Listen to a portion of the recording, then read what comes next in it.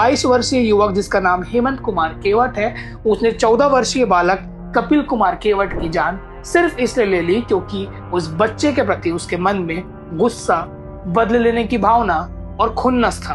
अकेला ही गड्ढा, मतलब आप जान के ताज्जुब करेंगे, मुश्किल से इतने ही क्या होगा। मतलब ऐसे आजकल का गीला है जमीन, उसको पहले ऐसे किया, बस ऊपर से मिट्टी से कर दिया। और मजेदार चीज की वहाँ पे अभी मतलब हलवल बिल्कुल नहीं चला है। पूरे गांव में एक चीज की और चर्चा थी कि हेमंत ने कपिल के साथ आपराधिक कृत्य किया है। जब पत्रकारों ने यह सवाल एसएसपी से पूछा, सर इसमें आपराधिक कृत्य करने का कुछ मामला बताया जा रहा है। इसमें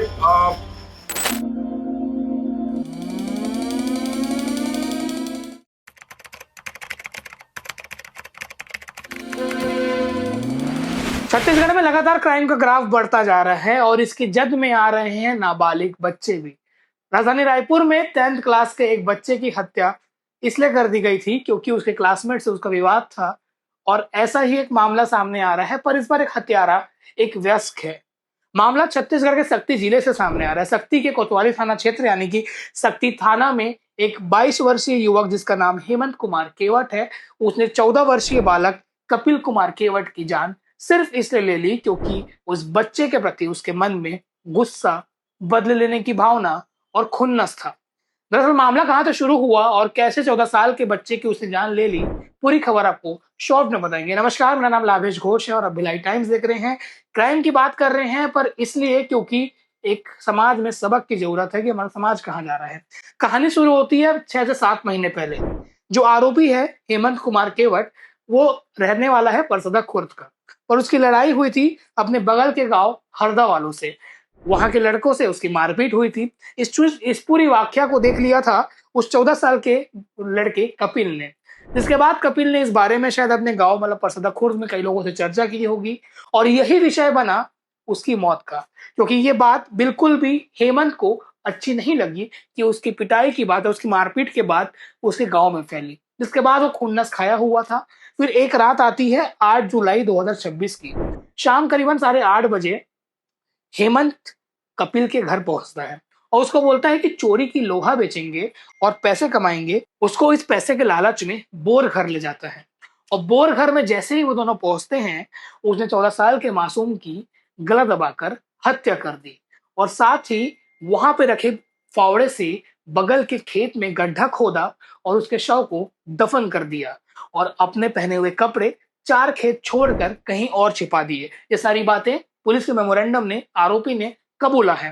फिर लगातार उसके एक तरफ परिवार वाले कपिल को ढूंढ रहे थे क्योंकि कपिल कहीं मिल नहीं रहा था। गुमशुदगी का रिपोर्ट दर्ज कराया गया। तो जिले के एसपी है प्रफुल्ल ठाकुर, उन्होंने टीम गठित करी क्योंकि बच्चे का मामला था। एडिशनल एसपी पंकज पटेल और डीएसपी के साथ बच्चे की खोजबीन शुरू हुई और शक हुआ हेमंत पर।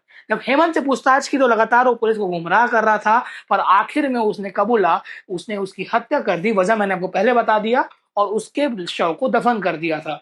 जहां शव को दफन किया गया था वहां से फावड़ा भी मिला और शव को जब निकाला गया, उसका पोस्टमार्टम किया गया तो हत्या पुष्ट हुआ। फिर आरोपी के खिलाफ हत्या का मामला भी दर्ज किया गया।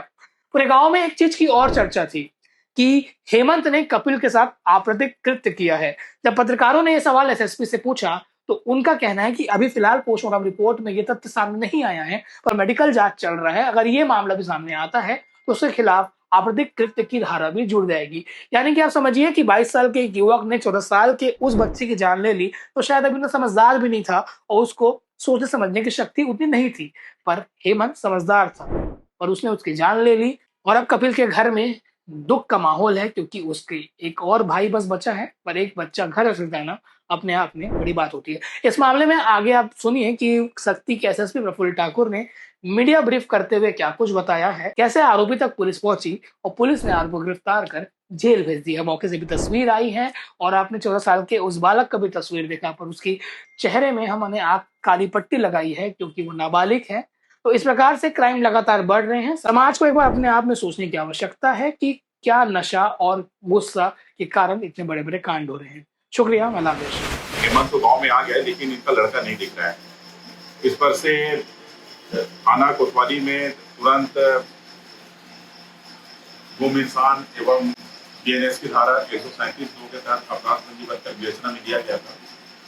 विवेचना के दौरान लगातार इस बच्चे की खोजबीन गांव वालों के द्वारा, पुलिस के द्वारा लगातार की जा रही थी, लेकिन इसकी जानकारी नहीं मिल रही थी और हम लोग लगातार इसमें पुलिस की टीम दिन रात इस घटना को लेकर हम लोग काफी चिंतित थे, क्योंकि 14 साल का नाबालिग बच्चा और घर में नहीं होना, और हम लोगों ने लगातार इसमें प्रयास किया और इसमें जिसके ऊपर हमको संदेह था वही इसका असली आरोपी निकला। और ये इसका एक जो आरोपी है हेमंत केवट, इसका कुछ दिन पहले एक बगल के गांव वालों के साथ इसकी झगड़ा विवाद हुआ था। उसकी बात को लेके इसने जो मृतक है पवन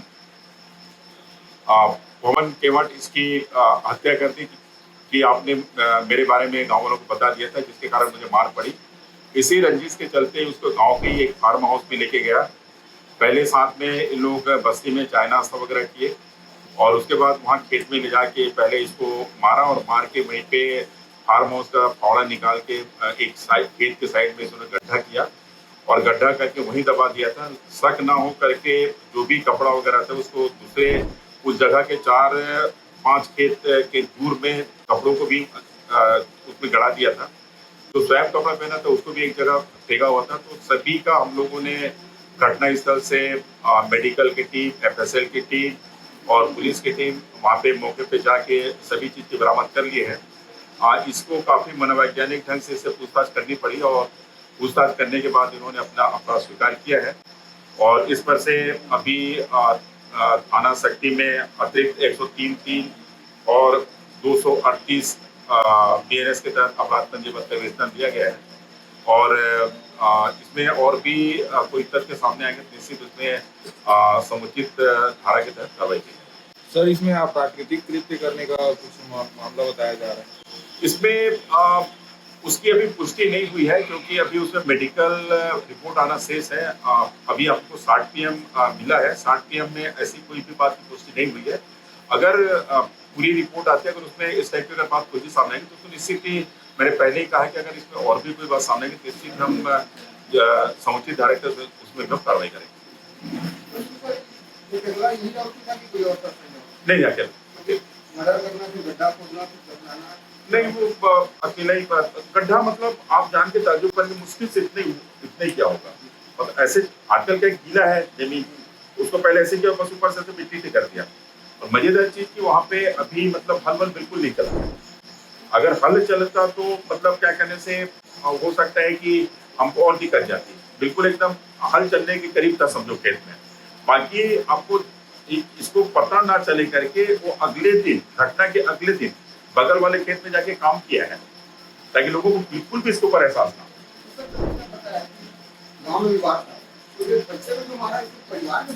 नहीं। क्या हुआ, एक दूसरे गांव में जो आरोपी है उसका विवाद था। उस विवाद के का जो पूरा जो गवाह यही मृतक था और इसने उनको जाके बताया तुम गाँव वाले को, हाँ उसने ऐसा किया, गाँव वाले ने मारपीट किया था उसके साथ, बस यही रंजिश था इसका।